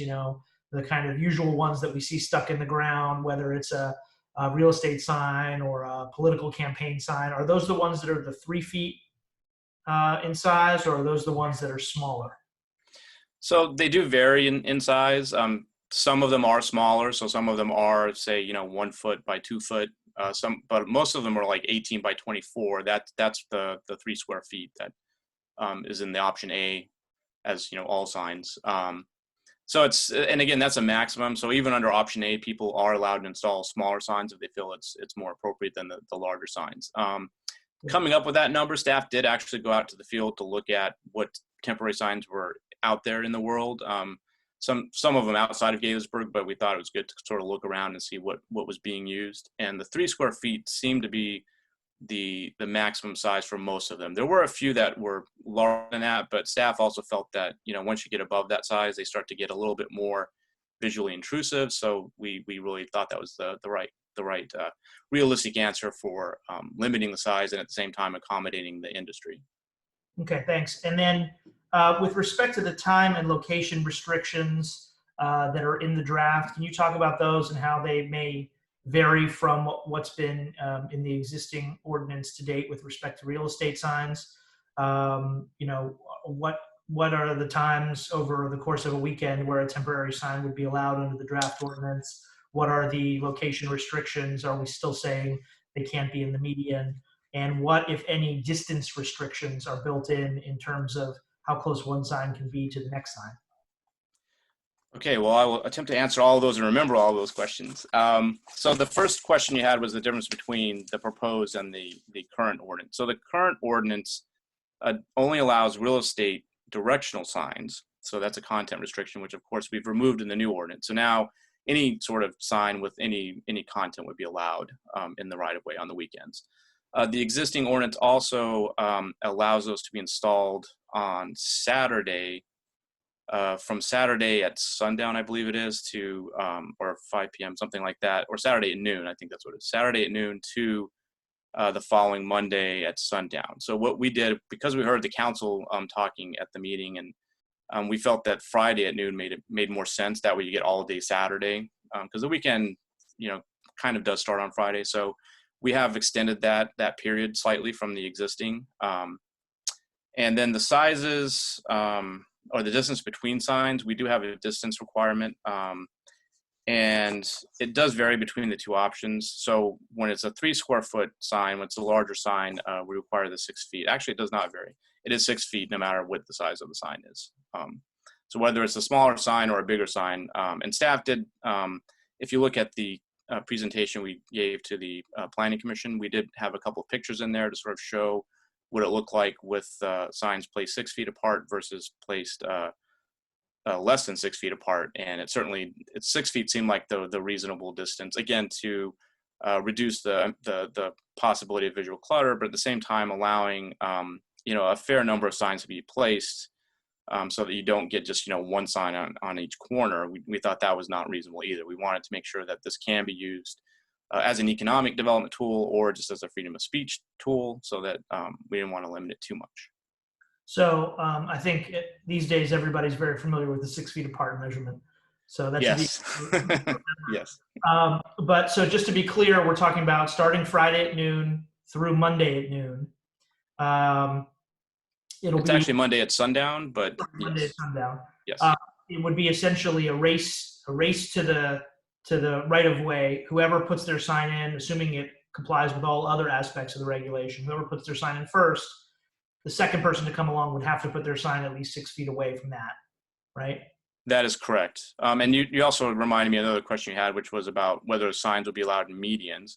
So in the current ordinance, they are not allowed in the medians, but in the new ordinance, we decided to go ahead and allow those in the medians because we felt that again gives more flexibility, and it seems like people are sort of utilizing that anyway. So there would be some mediums where you wouldn't probably be able to place the sign because, for example, along Frederick Avenue, some of the median is actually hardscape, so it would be difficult to put a temporary sign into concrete or brick. But where it's a grass strip, for example, on the other part of like Great Seneca Highway, where you have a large grass area, it sort of makes sense to allow them there. So that's the approach we took. Okay, and I just want to underscore for my colleagues who I know understand this already, and for the public, that the requirements to remain content neutral, which is really what we're trying to ensure the new ordinance complies with from court decisions to comply with First Amendment requirements, means that anybody who complies with these size and distance and time requirements, not just real estate signs, but anybody who wants to advertise a nail salon or a cleaning service, or call this number and I'll arrange to come walk your dog, or even a political sign if someone's running for office and they want to put up a sign. Anyone would be able to do that in these approved locations between Friday at noon and Monday at sundown every weekend of the year. That's correct. There may be a few exceptions in there, and Lynn can jump in to correct me, but I would think signs that are very obscene or something like that, more inciting some sort of, action or something, that violent action or something, maybe those types of signs could be removed because they might, not fall within what we would normally allow as a permanent sign. But that's really probably, other than that, you're absolutely correct that you could put up a lot of different signs with different content. I understand the need for us to comply with these court decisions and be content neutral.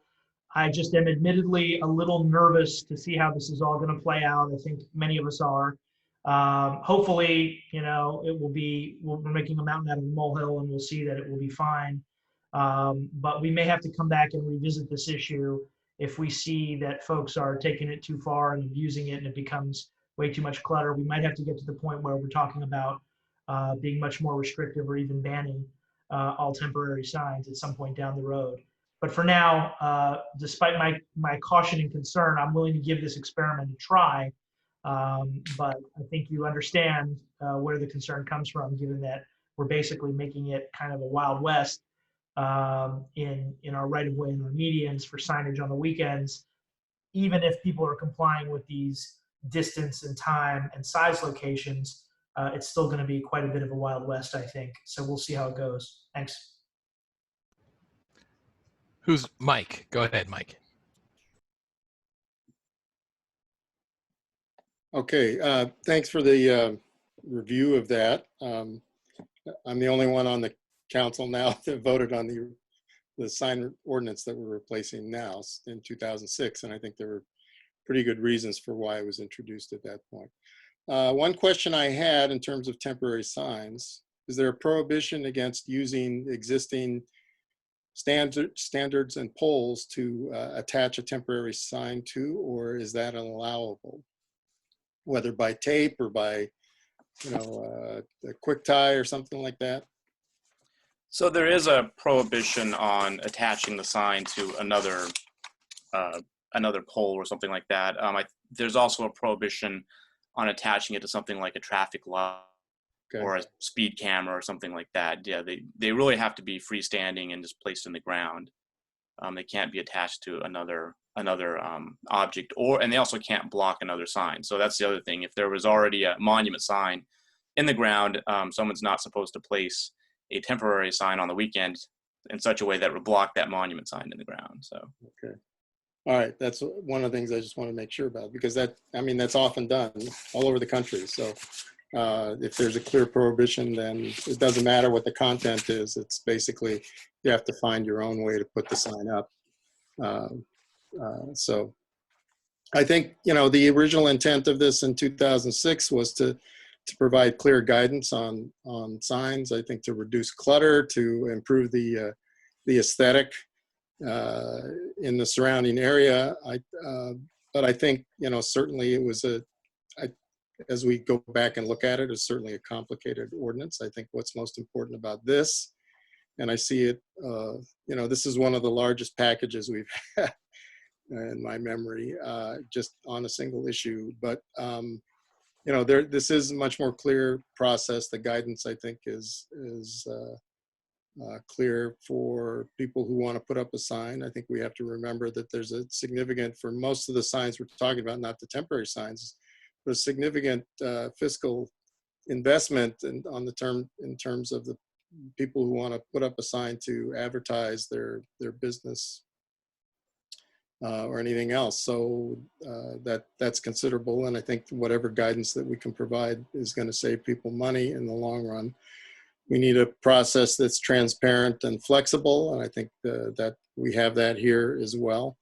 And I think it will help us achieve our goals and objectives of of reducing the visual clutter and improving the aesthetic throughout the city. So, I agree with Ryan. There's some things here that we all might have some concerns about, but we'll have to wait and see. And hopefully people will obey the ordinance and take advantage of what we've provided here and not abuse the flexibility that's also been introduced. So that's all I have to say. Thanks. Lori Ann. Thank you, Mayor. So thank you for the overview, Kirk. I did have a question about the waivers that you mentioned. I know that a minor waiver process was added. Does that mean we remove the major waiver clause? So in the current ordinance, there is a sign adjustment process, which the major waiver in the new ordinance kind of mirrors that.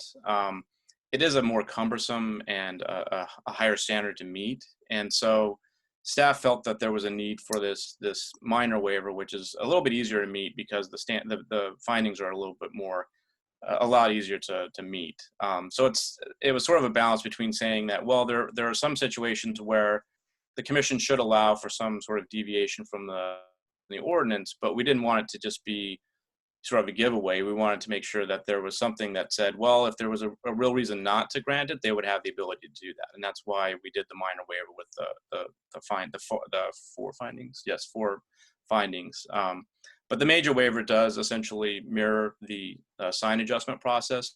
So that allows a deviation, any deviation that doesn't, the minor waiver can only be granted if it's allowed by the ordinance, but the major waiver can be granted for anything. But because it's such a higher standard, it would be more difficult to have that approved. So can you, I guess, more detail on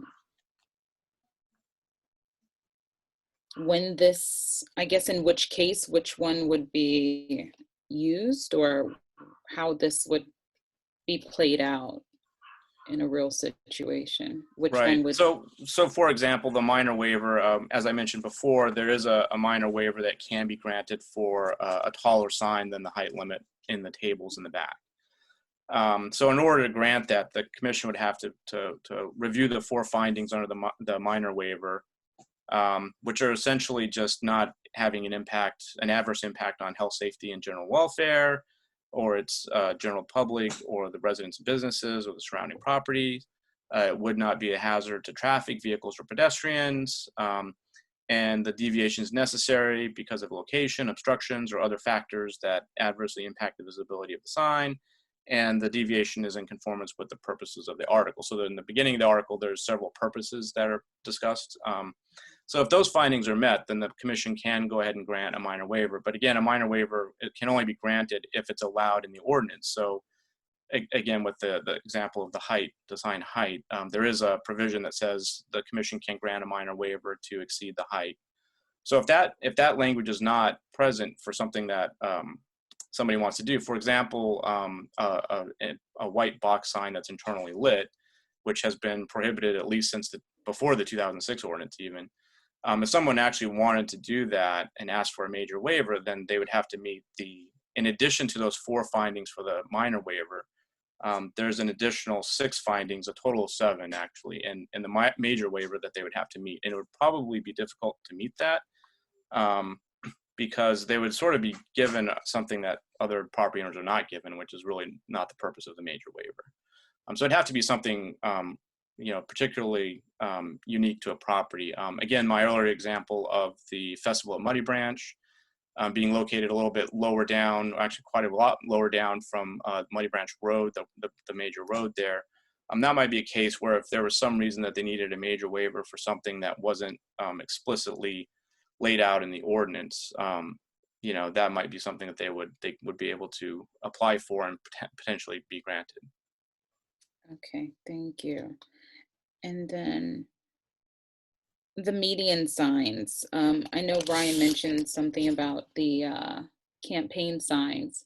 Will this apply to election signs, or is this totally separate? So the ordinance does apply to election signs. If they're a permanent sign on private property, then the standards for a freestanding sign on private property would apply.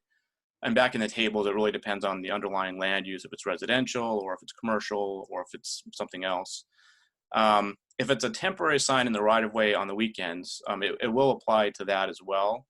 But it would be those limits of only being placed from noon Friday through sundown on the following Monday.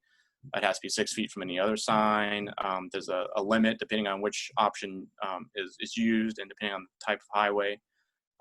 Anywhere from the 1.5 feet to the 3 square feet in size, and the other regulations that go along with the temporary signs. But in the new ordinance, we have gotten away from treating signs differently based on the content, and again, that's to be in compliance with court cases. Okay, and does the county's sign ordinance mirror this? I did not really look at the county's ordinance very much, other than some of the definitions they have. They do have their own thing. I'm not sure that they have actually changed their sign ordinance, so I think they may still be regulating some things by content. Again, one of the big points of this new ordinance is to get away from the content regulation.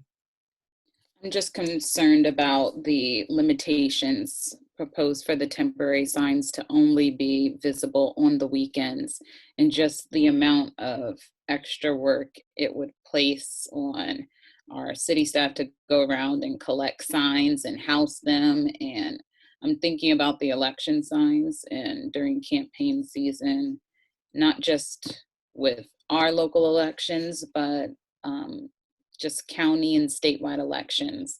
Those signs are everywhere, they're expensive, and I'm really concerned about them being limited to just the weekend, people only being able to put them out on the weekend, and then during the week, they're going to have to remove those signs every week.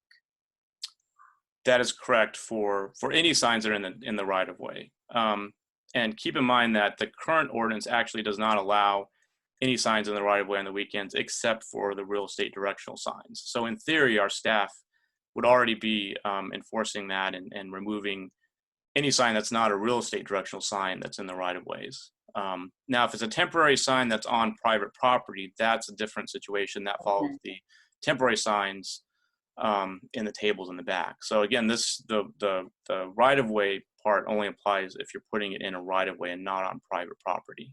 Okay. All right. Thank you. Rob. Thanks, Mr. Mayor. And this may actually be a Lynn question. So refresh my recollection as to why in the new ordinance we're looking to open up the right of way for temporary signs on weekends. Well, I think many of the changes in the ordinance are based on the U.S. Supreme Court case, the town of Gilbert, which did prohibit municipalities or any government from regulating signs on the basis of content. And that was, I think, the underlying reason, and I apologize, my dogs are fighting in the background. That's kind of the underlying reason that, we undertook the opportunity to review the ordinance and update the ordinance, as well as, incorporating in many of the changes that the staff wanted to incorporate into the ordinance. So really, we were looking at content. As far as the right-of-way issue, obviously previously we didn't allow signs in the rights-of-way under the old ordinance. I think staff was looking for a way to at least accommodate the real estate signs, and certainly under the town of Gilbert case and the cases that have come down since then, you can't allow one type of sign based on content and not others. So if we were going to allow it for some types of signs, we have to allow it for all types of signs based on the content provisions of the U.S. Supreme Court case. Okay, so this is rather than a content-based question as the Supreme Court is saying we have to open up the rights of way.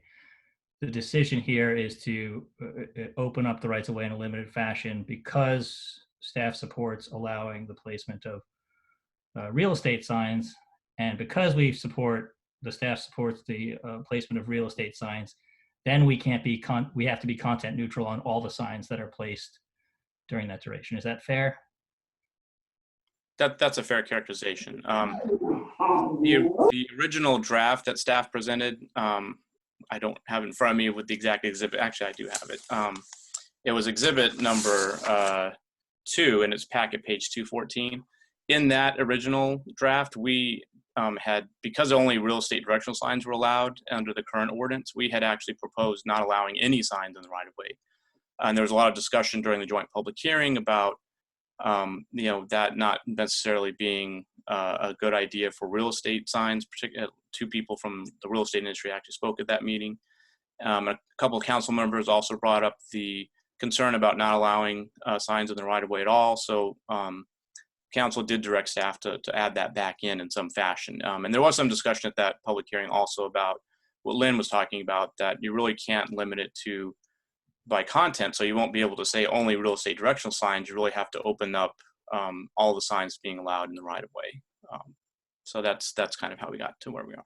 Thanks. And so, Lynn, where do the cases sit as far as if we open up the right-of-way to content-neutral signs on the limited fashion as proposed, and it gets out of hand, and then we decide we want to just content-neutral prohibit signs in the right-of-way? Can we fill up that can of worms?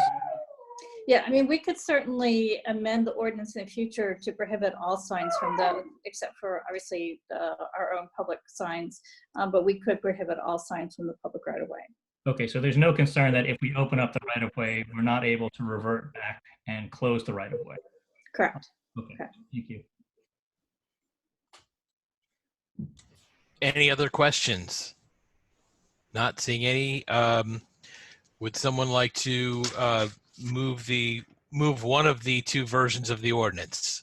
Mike. Yeah, I'd like to move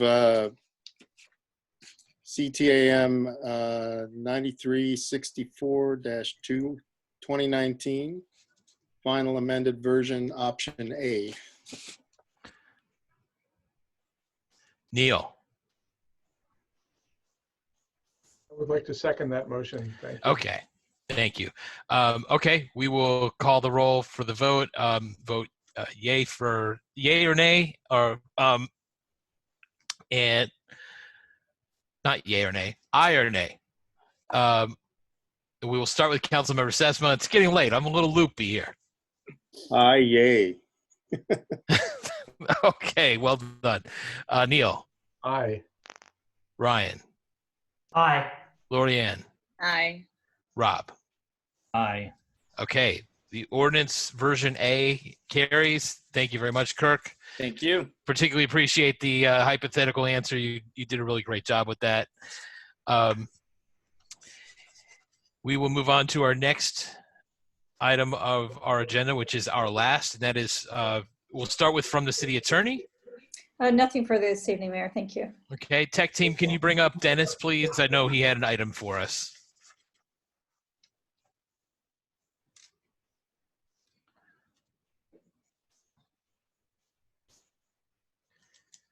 Welcome, Dennis. Good evening, Mayor and Council. I just really had one item to notify you of a task order that exceeds $100,000. Again, to refresh everybody's memory, these are for A&E contracts where we have a global contract with a number of contractors.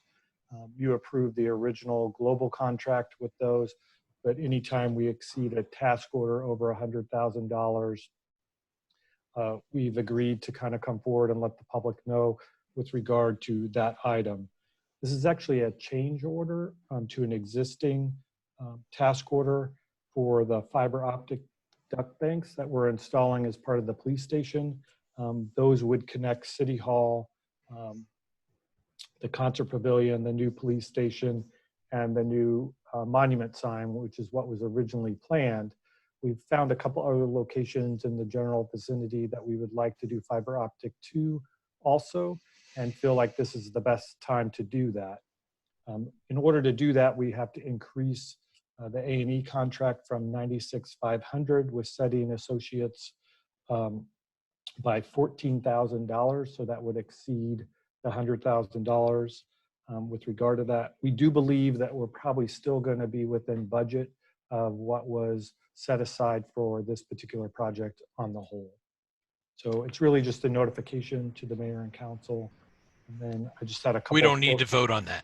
No vote necessary. Okay. Also, just in closing, I wanted to thank Tony, because it's kind of our opportunity publicly, for all his guidance over the years that he's given me. In addition, I think he's done a great job of preparing the city for what we're dealing with in terms of current events. I also appreciate your appointment and the opportunity to serve the city as acting city manager while you're during the search. And that's it. I should stop. Unmute myself. Thank you, Dennis.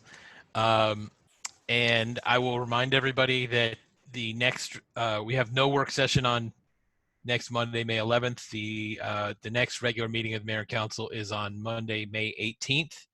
And if you want instructions on how to view and participate in our meetings, gaithersburgmd.gov/virtual. I want to thank all staff here, particularly our tech team for keeping things going, facilitating this, doing such a great job. I want to thank all of our staff, all of our essential staff that's out there every day and at City Hall on site. And I want to encourage all of our residents, again, to stay safe, stay well, hang in there, and until next time, let's do great things, Gaithersburg. We are adjourned.